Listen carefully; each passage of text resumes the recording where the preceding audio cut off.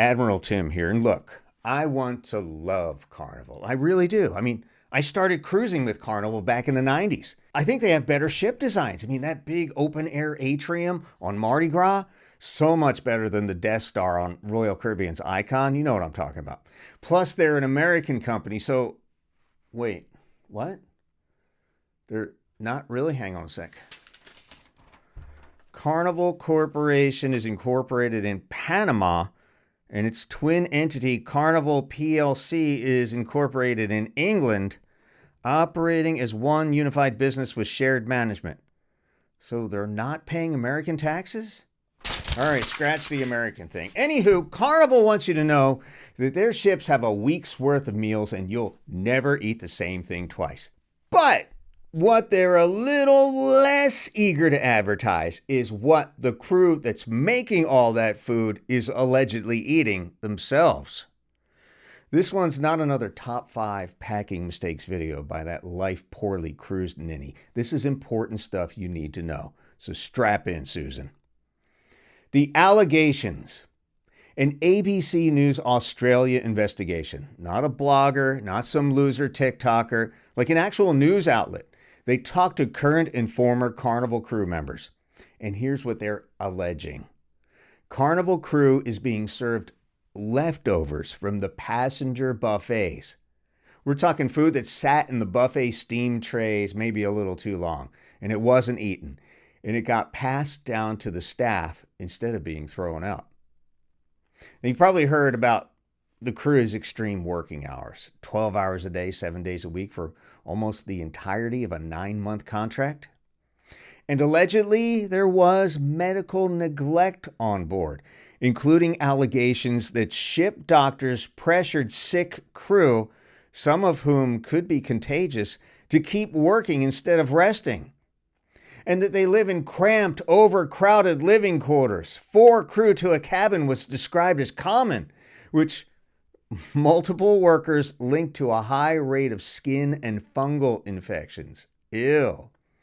And you've probably heard wages alleged as little as $2.50 an hour. Now, the good news is water is provided for free to the crew. Uh-oh, but wait, what? That water was described as poor quality. 2 workers said they saw small worms in it, one describing them as tiny red worms. But is bottled water available? Oh, good. Well, that's good. But what if they want water they actually trust, they have to pay for it? All this going on while Carnival Corporation runs over 90 ships with roughly 100,000 crew members at sea at any given time. Now, again, these are allegations under active investigation. Sourcing's below. Now, here's the part that should make you sit up. Not just the crew. That water system, it ain't separate from the passenger water system. Crew and passengers drink from the same supply. Oh, but I never drink the water. Whatever, you might say. Hey, monkey, if you use ice, eat anything that was boiled, or use utensils that were hopefully washed before you use them, you might as well be drinking that water. So if workers are describing water with worms in it, that's not a someone else's problem story. That's a what am I also drinking story. Again, no worms or a cause have been officially confirmed. This is what crew reported seeing as reported by ABC. So you might ask, how is this even legal? Now here's the part that actually should make you mad and not just sad. There's a decades-old exemption in Australian labor law. The workers are foreign nationals, so they fall outside the law entirely. The Maritime Union of Australia says its Sydney branch alone fielded hundreds of complaints over 6 months. AMSA, Australia's Maritime Safety Authority, actually already boarded the Carnival encounter back in February over an earlier round of these allegations, and they cleared it. These new claims in the August ABC investigation are a fresh round on top of that. Now, I'm just wondering, how did they not find any deficiencies just 6 months ago? Did all this crap just magically appear again in those 6 months? Meanwhile, the actual legal loophole everyone's talking about, the Coastal Trading Act exemption that lets all this happen, got extended to the end of 2026. A full government review of that act was reportedly promised, but as of mid-2026, reportedly it hadn't even started. Anyway, as of this video, it's still an active, open investigation into a company that's very good at making brochures. Quick note, everything documented so far, the whistleblower account, the union complaints, the AMSA boardings, it's tied to ships sailing Australian routes, where that legal loophole actually applies. However, the union's Sydney organizer has said he believes the problems are endemic across the entire Carnival fleet, but that's his characterization, not a documented finding. Nobody has shown this is happening worldwide. So confirmed and investigated in Australia and alleged, not proven everywhere else. Before you Americans get too comfortable, two things. One, the actual ships involved in this story aren't staying in Australia. Carnival Adventure is already scheduled to reposition to North America starting in 2028, sailing summer seasons right here. Same ship, same flag registration, same crewing model, different ocean. Two, and this is the one that should really bug you, that foreign flagged ships skip local labor law trick isn't some quirky Australian loophole. It's how the entire industry works, including ships sailing out of Miami and Port Canaveral and Long Beach right now. Under U.S. law, there's something called the Foreign Seaman Exemption. I know, it sounds foreign seaman, get it? Courts have straight up ruled that crew on foreign flagged cruise ships are not covered by the Fair Labor Standards Act. That means no minimum wage, no overtime, because legally the ship is treated like its own little foreign country floating in international law, even though it's docked in a U.S. port. Companies headquartered in the U.S., sailing to U.S. ports, packed with U.S. passengers, and the crew still isn't guaranteed a U.S. minimum wage. So it's not just an Australia problem. Australia is just the place that it's currently being investigated out loud. So they asked Carnival, what's going on here? And what was Carnival's response? Carnival's statement, when asked directly about the crew pay, was, Carnival has nothing to hide. Cool. That's the whole statement. Really laying it out there, Carnival. Thanks for that. One worker named Delilah described finishing her contract with mixed emotions.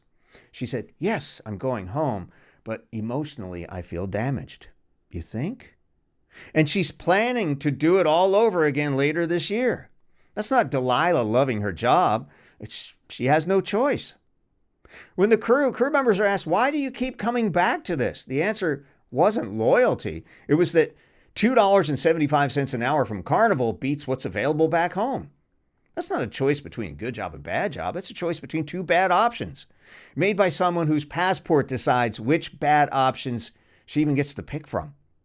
A company can point to high retention, workers keep signing back up as proof that everything's fine, when the real explanation is that the alternative in her home country is far worse. Delilah also described what months of cruise work actually does to her body. She said, this week your back is aching. Next week, maybe it's your knees. Maybe it's your feet the week after. It just becomes never ending. And that's for wages that only make sense compared to what she'd be earning at home. The Maritime Union's read on it is pretty blunt. They've called Carnival's business model one built from the domination of a workforce drawn from some of the world's poorest economies. Before Susan in the comments does her thing, they chose that job. That's good money where they're from. I mean, sit with this for a second. Nobody chooses where you were born. Susan didn't choose where she was born. The entire reason $250 or $275 an hour is even on the table is that Carnival can recruit from economies poor enough that looks like a great deal. And that's the exploit, Susan. You were lucky enough to be born in New York. But sometimes, damn, I wish I could shove Susan back up her mom's cooch if she could change places with Delilah. I swear to God. And please don't get me started about the automatic daily gratuities, because as we've uncovered before, they may be used as guaranteed salary supplements and not additional income for cruise workers. Still unconfirmed, still zero comment from any cruise line. Watch that video if you haven't already. It's pretty eye-opening. One more thing, since I know it's coming. Yes, ABC News Australia has had a rough stretch lately. A separate, unrelated program got them into hot water and cost their investigations chief her job.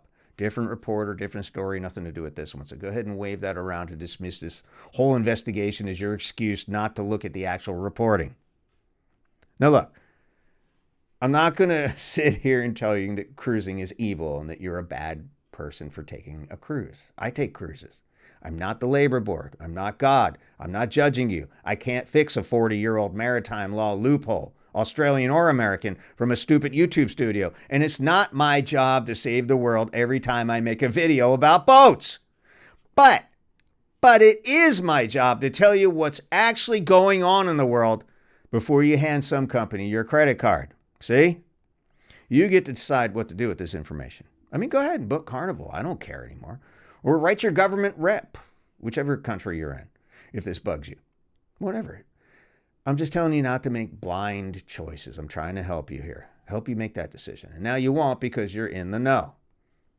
If that Coastal Trading Act review actually kicks in or kicks off, or AMSA opens a new investigation into these fresh allegations, I'll come back with an update and mention it in the comments. And that's sourced information, not just vibes. What?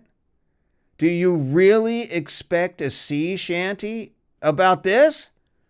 Holy crap, you people are brutal. Hey! Hey! While the passengers dine at the Mongolian Wok. Yo-ho! Haul away, boys, while the crew gets the scraps the buffet forgot. We'll drink to the worms in the morning.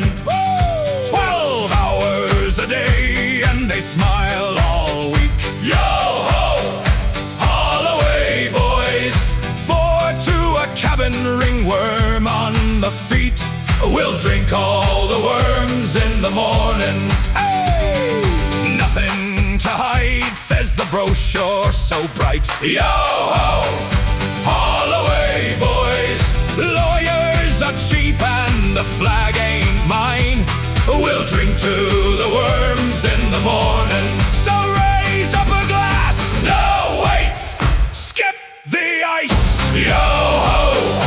Haul away, boys. Just book with eyes open. My only advice. Hey! We'll drink all the worms in the morning.